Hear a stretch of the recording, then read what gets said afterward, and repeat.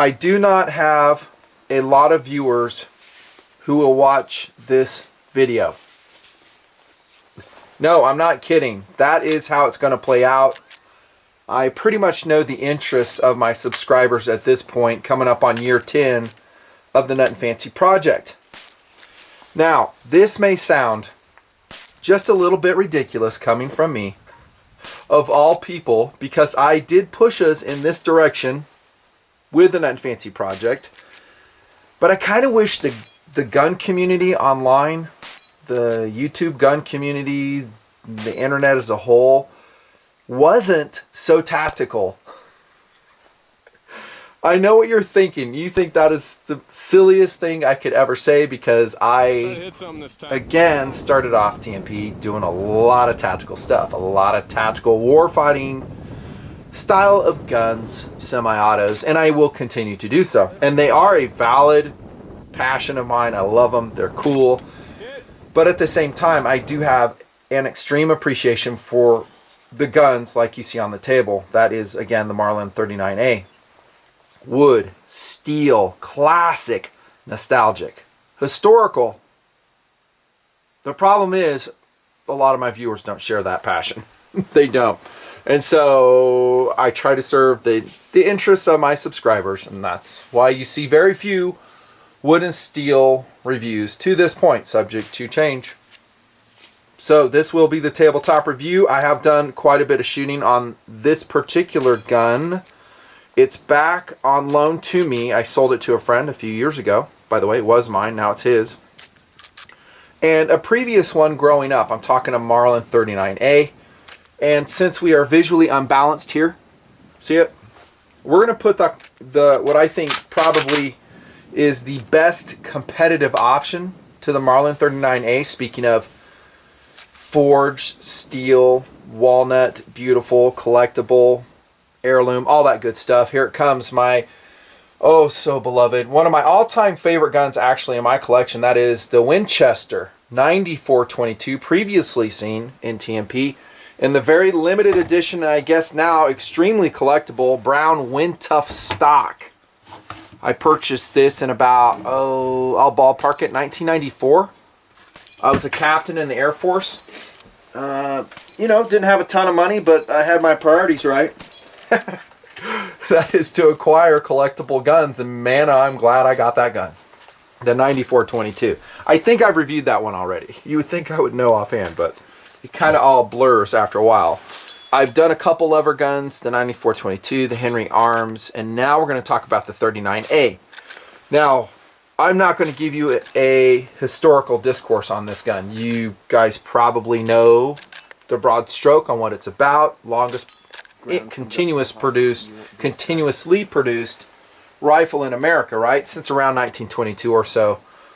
What I'm going to give you is, as a purchaser, someone who appreciates these styles of guns, all 5 of you in TMP. Yes, I'm exaggerating. There will be some. Of which gun to go for, and at the same time, if you have a 39A, it's going to be fun for you to kind of relive it. Maybe watch the infield shooting and what my overall take in a modern sense is on this gun. And that is where my focus is going to be in this video. So if I have a chunk of money, I want to buy a collectible lever action 22 for my son, my daughter. Which one would I get? And at the end of this video, I'll have a good idea. You may have it already because, like I said, I've done a couple other guns and I've been pretty open about my preferences. So this one, once upon a time, I bought used. The marks on the stock were whoever the previous owner was. It's still a very clean rifle. My friend has taken extremely good care of it since he has purchased it. It's a beautiful gun. It's a gun that instills pride of ownership. You'll like to fondle it as you watch NFL or whatever you're watching. It is kind of a heavier gun. It does have a thick barrel, the Marlin 39A. 6 pounds, 14 ounces overall. Yes, I know, that's not a big consideration when we're talking about this style of gun. I mean, SAWC is really, in a lot of ways, secondary. because there are so many great other 22 options that we could go out and beat in the field. Maybe you get a Henry 22 lever gun and go thrash on that one. I think, and we're kind of flexing in the philosophy of use here, most folks will buy this gun to collect it, to shoot it very carefully, not to go beat it up in the fields of America and the cornfields hunting squirrels. I know there's a lot that do and have. I just get the sense that people are starting to collect these, even modern ones. Because like I said, there's so many great 22s, and I've covered a lot of them. And I think that's mostly what folks are doing. Especially if you can score an earlier one. I jumped into an auction a couple weeks ago, and I saw a beautiful 1960s era Marlin 39A. And man, it was gorgeous. It had just, you know, kind of the fatter forearm. Beautiful bluing. It looked like it had been taken care of, like, to top level. And some of these guns are coming available for sale in the auctions, online auctions, as our older friends maybe pass on. So they're going into estate sales. So if you keep your eyes peeled, you can find an excellent used 39A. And for what will probably be a fair price, score it. This one I actually bought at a gun store once upon a time because, you know, back then, I was doing TMP at the time. I was scouring the shelves for, actually, this was one of the guns that I wanted to have and to bring to the table and review, because I read an article, gosh, it's a long time ago, probably 20 years ago, 25 years ago, is I think Gun World magazine or something like that, and it compared the Browning BL 22, the 94 22, 39A against each other, and it was just such a great article the guy had written, and he really captured, I felt, the essence of these guns, of that old Western feel. Why a lot of us, maybe it's just my generation, I really don't know if the millennials have that same connection to lever guns. I hope you guys do. We just love it. We love them, and these 22s are affordable to shoot if you can score the ammunition, and they're great hand-me-down rifles, and they're just a riot. Philosophy of use.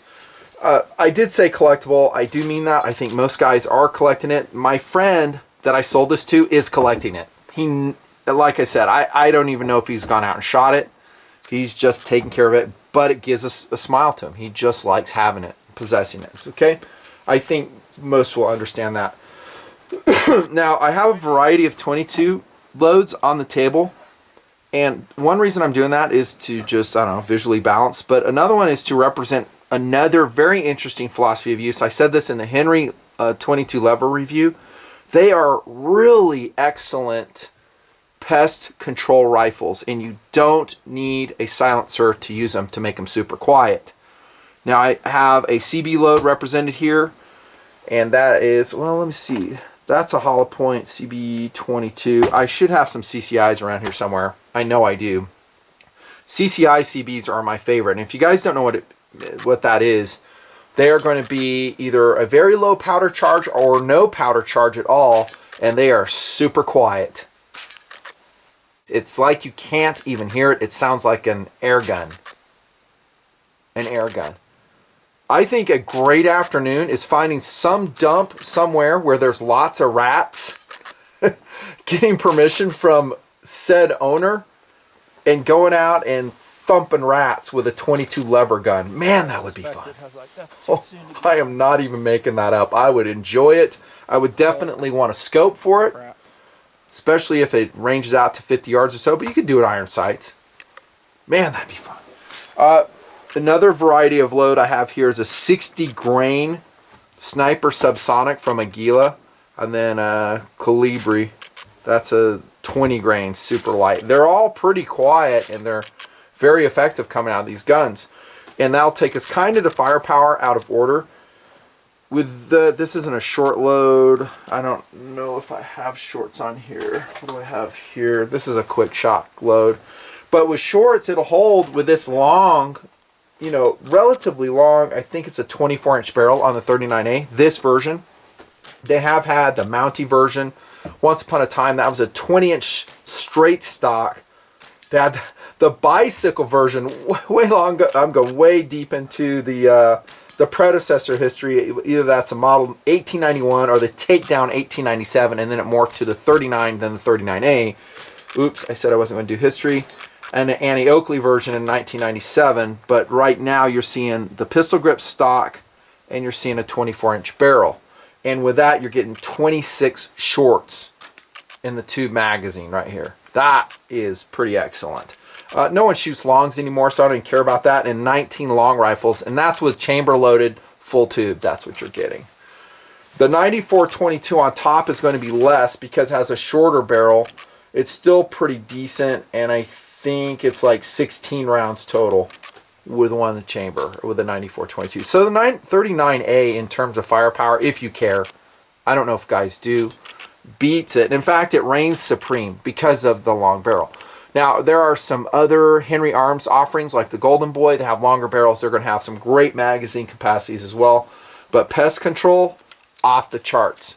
Would I say it's better than like a semi-auto 22 rifle, let's say a 1022 or a Marlin product, a 795 Model 60? I would say probably yeah. Probably yeah, because what I see when you use any reduced power load in a semi-auto are jams. That's one reason. Also, you don't have to cycle the action. You can just fire one shot, maybe relocate, and then when you're ready and you can do it quietly, you'll cycle the lever, bring another round in the chamber. That's another reason. And I would prefer it. You could say the same thing about a repeating bolt action, right? Like the XT22, another Marlin product, which I reviewed several years ago, and I absolutely love it. And the Marlin 925, the CZ450 series, some of my all-time favorite bolt guns. You get it. How about recreational? Yep, go out, shoot it. And there's something, like I've said in my other reviews, shooting a lever gun is just super fun. It's fun. There is a shooter involvement. It's not just pulling the trigger. There is a skill set involved.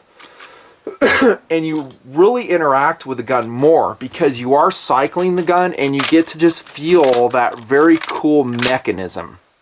Says me. And it's old school.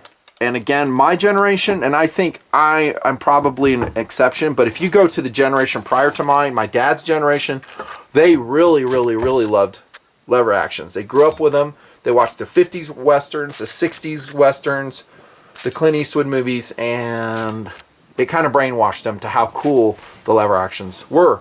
And it's a lot cheaper to go out and shoot your 30-30, right? Which brings us to another philosophy of use, and that is a companion gun to any lever action 30-30, probably a Marlin. That's a companion. So I've really backed away from saying, well, I need a gun exactly like the one I hunt with or the one I go to war with and to train with. I think that's way oversold. I think marksmanship fundamentals transfer from platform to platform. I really do. I'll leave philosophy of use at that, and we'll just go through the specifics. Look at, again, how thick that barrel is. Now, you can get online or you can get into the books which cover Marlin history, and you'll see all the changes made to this gun through the years. The 39A, I think in the early 20s, it was a 30, like 1921. Then it turned into the 39A. They went from an octagonal barrel to a round barrel, better sights. They went to coil springs, and they had deeper rifling. And then in the 1950s, they went to what I think is pretty much excellent, and that is the Marlin micro groove rifling, as you can see stamped on the barrel right there. I am a believer. I've always said that. It works, it's super accurate, and it's 100% American made and rifled steel. There's no barrel insert here. Some of the 22s you'll buy, I see most manufacturers moving away from this, but some they'll have like what looks like to be a 100% steel barrel, but there actually is a stainless steel liner or steel liner with pop metal on the exterior, blued. Yeah, I don't dig that. This is, I would assume, forged steel, very thick barrel, and this is where the weight's coming from on the gun. That and the 24-inch barrel length. Very high quality barrel. Here's your magazine tube. I did complain on some other rifles like the Henry that retention was an issue, and also this portion here was made of such thin metal that it could bend and not retain the magazine. I definitely do not see that with a Marlin. I had no magazine retention issues at all, and I would expect it to be right. After, I don't know, all these years of production, I think cranking out like 2.2 million of them since I guess from the inception to 97, probably more now. And interestingly, this is a hard gun to find. I mean, you just don't roll into any gun store and say, hey, I want a Marlin 39, and he pulls it off the rack. That's how well they sell. I mean, they just fly off the shelves, the Marlin 39s. I know from experience because I looked around and I didn't see any. Also, look at this, how that's shrouded. The magazine tube, brass tube, which is pretty standard. When you guys service your tubes, just every few years, maybe go in there with a cleaning rod, and I put rim oil in there to keep it nice for the next generation. You don't want a lot, just a little bit, clean it out. If you're getting one from an estate sale and you don't know the history on it, then give it a thorough cleaning. I always go in the magazine tube. I have pulled out some, I don't know, grease and stuff. A lot of lint. Depends. Hooded front sight. This is the sight that has been on the 39A for a long time, and I like it. It's a buckhorn sight. Ramp adjustable, and it just works. And it gives a pretty precise sight picture. When you see the accuracy, you'll go, hey, that's not bad. I did not shoot this one with a scope like I did the 94-22. Brass bead up front. There are probably, I didn't even look, speaking of accessories, some aftermarket additions to the 39A, but I don't think a lot of people do that. This is a nostalgic, historic piece. People like it as it is. I don't think you're going to find many modded, and I think that's wise. American walnut stock. This one appears to be press checkered as opposed to another gun I'll show you, which is cut checkered, but it's a very high quality walnut. Fit and finish, wood to metal fit, looks pretty good. There were some, I don't know, 3030s, other modern Marlins where the wood to metal fit had some issues. Hopefully that has been corrected. The latest ones I've looked at looked pretty good, but about 2-3 years ago I was looking at some 3030s and it wasn't stellar. The bluing is medium polish. It's not super high polish. This 94-22 dominates it. Just dominates. I mean, I've shown this on camera. This is just like the 94-22. It's a block of steel forged, milled. If you want to know why these guns are so expensive, whether you're talking the 94-22 or the Marlin 39A, they're both made the same way. It's very laborious, it's time consuming, it takes a lot of machining operations, it takes a lot of hand fitting, I suppose, and what results is this beautiful gun that will endure the ages, but it's not cheap. You know, pick your poison. What do you want out of life? Look at that bluing on that though. Ooh. Dang, that's just gorgeous. That's one of the things that just excited me when I got the gun. Beautiful. So the 39 bluing on this version, you know, maybe not so great. There's a lot of different versions. And again, if you go back into the years, maybe the 60s, 70s, you score a beautiful older 39, you may have bluing that looks just like that one. Who knows? So 83 or whenever, sometime in the 80s, they added the crossbolt safety here to the Marlin 39. I would prefer it would not be there. I think you guys agree, right? It's a protectionist feature and not really needed. If you grow up on a lever gun, you just kind of know how to run it. You just leave it at half cock. You know, it's not a big deal, but it's so unobtrusive, the crossbolt safety. I don't like look at this generation and go, oh, it sucks so bad. I don't do that. As a throwback, the new, I shouldn't say the newer, but they've been putting the gold-plated trigger, or whatever that is. I think that's gold-plated. It might be brass plate or whatever, trigger on the 39A for a long time. This, by the way, dudes, just like that gun, is also not mimmed. I could be mistaken, but I think this is also milled and forged, this slide lever. So, top quality, expensive is what it is. Here's a disadvantage to, especially the 39A. The short receiver, if you do decide to scope it, and I'm going to show you another competitive option, it has the same problem, is very abbreviated. And so you may have to get offset 22 rings. You could run a red dot on there, using a mount. There's all types of mounts for the 39A. I would be careful about marring the top if you ever want to resell it. You guys won't like that. I think most guys will run irons. During the accuracy testing, I was really wanting to shoot a scope. I didn't, because just, to, minimize the human factor with the sight alignment and stuff. I have good days, I have bad days with iron sights, probably just like most folks. But anyways, it's super short. So offset ring means it would come out here, and then BKL makes some. It might raise that scope higher than you want it, but it is what it is. Looking back here, more press checkering. There, that was inherited, actually, this part right there. So whoever had it prior to us, I don't know, probably carried it in his truck or something. But look how beautiful the wood is. Has a solid rubber pad on it, which is preferred. Actually better than a 94-22 pistol cap here, because this one actually has a solid pad on it. It's not rubber. Could you fit one on there? Yeah. You could fit it. I probably would recommend against it, because once again, guys want the gun left alone. Put yourself in the position of being a purchaser right now. Let's say you're going after a 39 and you go, oh, I want one. Do you want to get one where a guy's been dinking around with it? Maybe he's refinished the stock. Maybe he has put something stupidly, in this situation, stupidly, a tactical thing on there. No, you don't want that. You want it left alone. It's close, actually not as close, but exactly as it came out of the box. That's what guys want. That's what I want. And so the 94-22 came with a hard plastic butt pad. I'm not putting a different one on there. I will deal with it, and have for years. Okay, so I think that's most of the stuff. You can see it's a top quality, beautiful, collectible 22 lever action. And that will take us to, oh, this is fun. Accuracy. Now you're going to see WDT on here, and I've been showing you footage here and there. That means Windy Desert Tripod. So take that into account when you see these groups. I was not shooting at a range. I was not shooting from a rest. You're seeing the footage. Is what it is. And it was in the, what was I trying to say? Oh yeah, iron sights. So no scope again. So that's okay. 30 yards. That group sucked. This one was really good, and this is CCI Mini Mags. That's a great group, very representative of the rifles.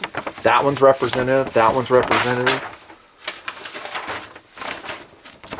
This is Ely Match Prime, and I was a little bit disappointed in it. I thought it would shoot better out of the 39, at least this one.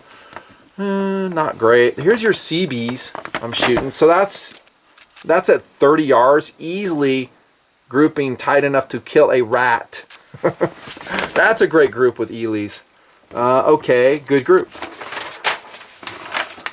Winchester bulk, not bad, not bad, not bad, not bad. My overall take on this particular rifle is that I was a little bit disappointed. I just have to be honest with you in the accuracy. Granted, it was WDT, Windy Desert Tripod. But I was thinking, I could get them in within 1 inch at 30 yards, because I've shot a lot of 22s that can do that.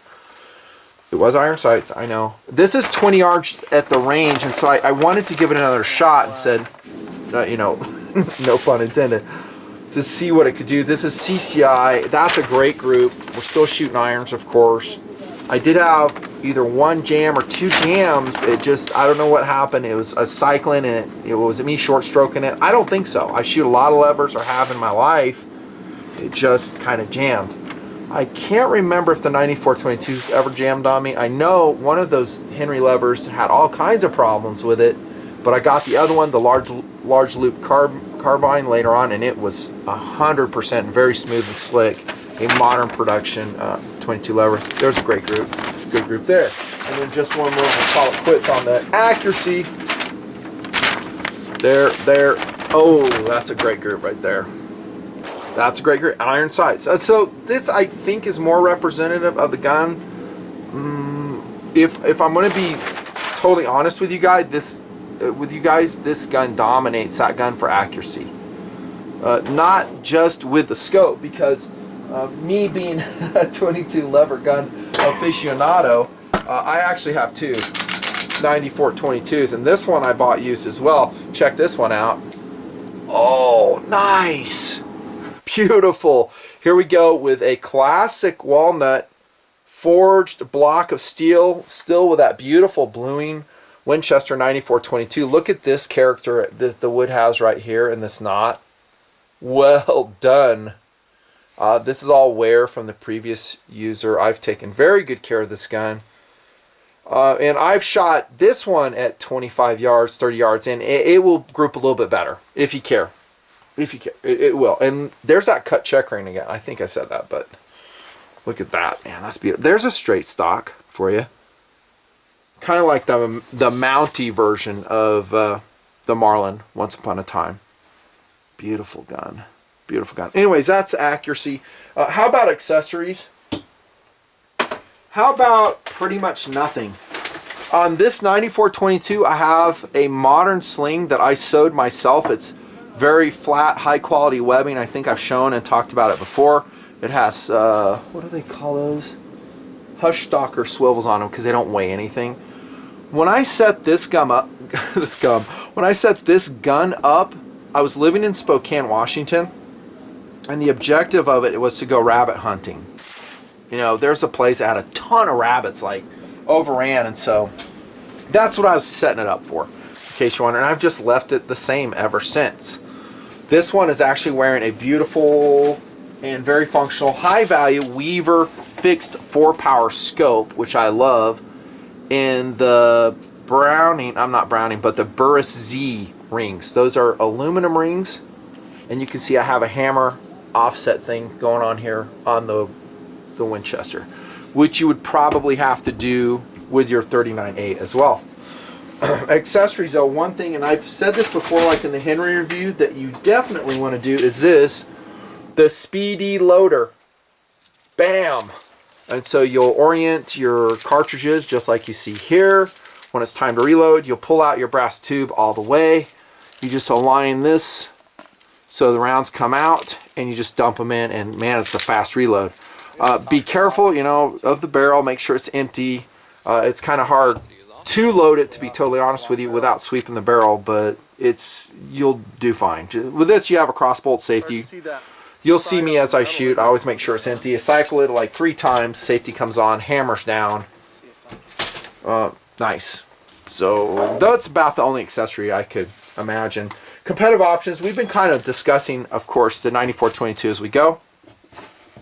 They're going to be kind of in the same ballpark for a used gun, and I'm going to say probably, gosh, I even hate to put a value on this because it just varies so much, but you'll be very hard pressed, I think, for a very clean 39A, which I feel this is. It has just a couple nicks, but the bluing's beautiful, the bore is excellent, it's smooth. I mean, you're going to be hard pressed to find it for less than $500. More like $600, maybe even $700 if it's an earlier 39A. But it's hard to say, which will take it into the value of this style of 9422. Which one would you rather have, Nut and Fancy? This one all day long. You guys know that already, right? I will take a 9422 over a 39A for a couple reasons. I'm just being honest, I always am. Number one is I don't need a big, thick, fat barrel. I know, it's just a lever gun. Relax, nothing. The few extra ounces aren't going to kill you. I understand that. But one of the attractions to me personally of a Western lever action is its smoothness and its speed and handling. Sound familiar? That it's a carbine in the truest sense. And I think the 9422, and for that matter, another competitive option that I'll show you, kind of captures that for me a little bit better. It's faster into action. I just lose a couple rounds in so-called firepower. I don't care about that. It looks a little bit better for me. It doesn't have that really long barrel. I would really like to see the 39A come back, maybe in a different version. You know, I know it's a historical piece, nostalgic, all that stuff. But Marlin, come out with one that has a 20-inch barrel, kind of bring that Mountie concept back, thin the barrel out, give it a cut checkered stock, and maybe a straight grip or a pistol grip. I could take either one, and basically make it look like this gun. And then I would go, maybe. And by the way, that's a big maybe, and here's why. Because the smoothness of the 9422 is just really beyond belief for me. And I've said that before. It's just so smooth. And I'm talking not just these two examples, but every 9422 I've ever picked up, it functions perfectly. You know, maybe is there a bobble here and there? I don't really remember. But it's smooth. You know, it's just fun. And like I've said, guys, when they shoot the 9422, and I've taken them out prior to TMP, they're like, hey, I want to buy that gun off you. And I'm like, no, you're not. The 39A is okay, but I just feel like, at least in these modern versions, they're just a little bit crude. That they don't really have that. You can kind of see it, right? And you'll see it in the video, and I may be complaining on it. It's just not there for me. Could I get it gunsmith and smooth it up and take all these parts out and polish it? It is a takedown design. For that matter, so is the 9422. I mean, it's got a takedown screw right there. Marlin marketed it as the original takedown 22, so you just unscrew it, take it apart, take care you don't beat it all up. But you could polish it, make it smoother. You know, but again, I don't know. If you're going to keep it in your family for all your life, then you might want to consider doing that. The trigger, by the way, I pulled on that is going to be around 7 pounds, 12 ounces on this version. That one pulls a lot less. It's a crisper trigger, right around 5 pounds on all the 9422s I have. So my answer is I'd take this gun, and I would look for it. It's out of production. Maybe it comes back again. There are some other lever action alternatives out there, but there you go. I'm just trying to give you my opinion here. Another competitive option you might consider, but I really don't know if it's in the same ballpark, and that is a pretty excellent Browning BL-22. This is out of my own collection as well. I love the BL-22. Not to the same level, definitely not to the 9422. Between these two guns, it's really a close draw. This one has, again, the history, the sentiment that we've been talking about. This one is more modern. Has an aluminum receiver, not forged steel. It has a short throw lever with integrated trigger in it, supposedly not to pinch yourself. This one's extremely accurate. It has the fast handling characteristics we talked about. It's made in Japan. This particular Browning is. And you can see it also, like I was going to show you, suffers from the short receiver syndrome, where I basically had to just stick that scope way out there and I'm mounting it in the rear.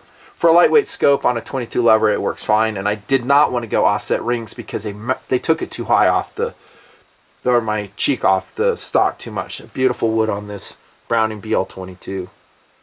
It's about $550. Brass tube. I'll probably review this separately. It's just a quick video, but it doesn't have any of those stupid, cross bolt safeties in it. Browning gets it. That's a great gun. I mean, any one of these guns, total heirloom. You'd love it. You know, now some of you guys, and it will be fun maybe a year from now after I post a video to come back and read some of the comments, because sometimes it takes guys a while to find the video, and I bet you I'll come back and hear a lot of comments about the historical connection guys have to the 39A. Maybe their grandpa had one, maybe their dad had one, and so it goes with all these guns, but right now we're focusing on the 39A, and that's fun.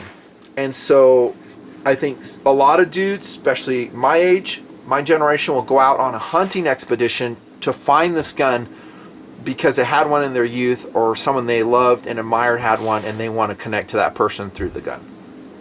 Another philosophy of use, really, and actually a pretty cool one. And I've talked to a lot of folks about that. This gun, by the way, the BL-22, it's very light. I mean, as configured, it weighs, I think I just weighed this, 5 pounds 14 ounces. That's with the scope. And like I said, without the scope, this one is 6 pounds 14 ounces, just with nothing, if you care. And then the 9422 naked, and I'm talking the walnut version, not necessarily this version, 5 pounds 14 ounces. And then with, as you see configured here, 614, if you care. If you care. Check this out, though. I guess this was a pretty good purchase, this Winchester 9422. Again, brown laminate. They called it Wind Tough. I went into Cabela's gun room, as I often do. I was just milling around, seeing what's there. And I saw this exact gun in the exact condition, probably close to the same year, selling for $1,300. How's that for an increase in value? A production Winchester 22, $1,300. That's the price they had marked up. Will it fetch that price? Who knows? But I bet you it's going to fetch over $1,000. And I forget exactly what I paid for this gun, but $450? Something like that back in '94. Which is interesting. I mean, we talked about collectability. The 39A is going to be about the same way. This gun here is increasing in value as we speak. If my friend keeps it nice, he can easily turn this gun, probably selling it on an online site, maybe at a local gun store, maybe a local ad, within a week. Will he do it? I doubt it. He bugged me as soon as he found out that I had a 39A. He's like, dude, I want to buy that. And I'm like, dude, I gotta do my tabletop on it first. And there's a lot of bandwidth, that I need for all the reviews. And he just kept bugging me. I was like, fine, buy it. I get to loan it and shoot it and do the tabletop. He's like, yeah, no problem. And that's what we did. There you go. 39A. Beautiful gun. Totally worth it. It does have that special quality of walnut, steel, nostalgia, historical significance, longest production rifle in America. You'd be well served by getting the 39A 9422 or even a Henry's a great gun. But does it have what these two guns have? No, it doesn't. And actually this one doesn't either. It's a beautiful gun. I love the BL-22, but these two are special, capturing that Americana of the Great West. See you guys later.